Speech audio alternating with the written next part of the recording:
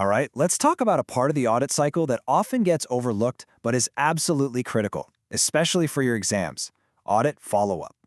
We're going to dive deep into Chapter 12 of the Financial Audit Manual and pull out all the key concepts you absolutely need to master.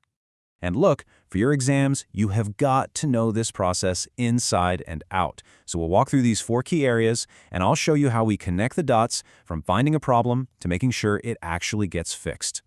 Okay, let's get right into it. Why do we even do this? I mean, why can't we just file the audit report and call it a day? What's the fundamental reason for circling back? This one sentence right here, this is the golden rule for the entire chapter. You have to remember this.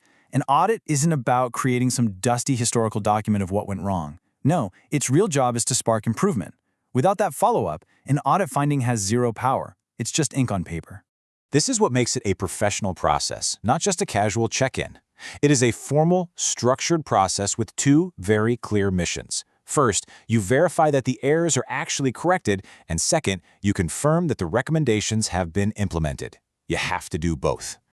So, now that we know why we follow up, let's get into the how. How does an auditor decide to tackle it?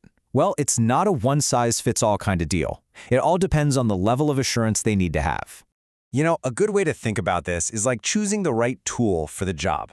The level of risk, how important the finding is, basically how serious the original problem was, that's what tells the auditor how deep they need to dig to investigate the fix.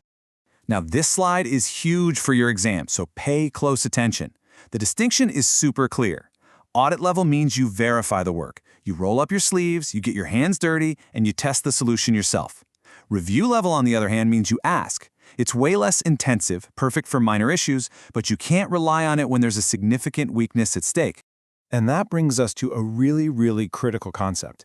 It's so easy to think the job is done once a recommendation gets accepted, but just ticking a box like that can totally miss the entire point of the follow-up.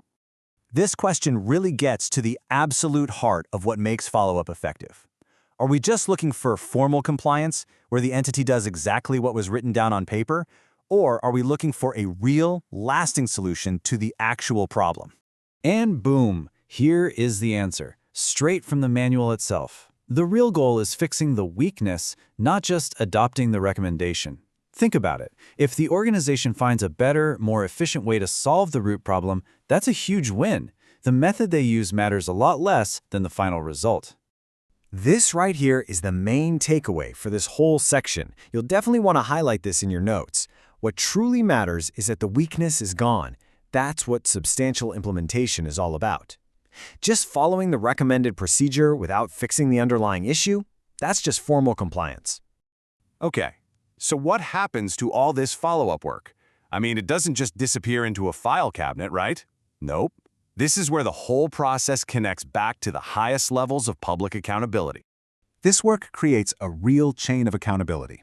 As you can see, the reporting escalates depending on how severe the issue is.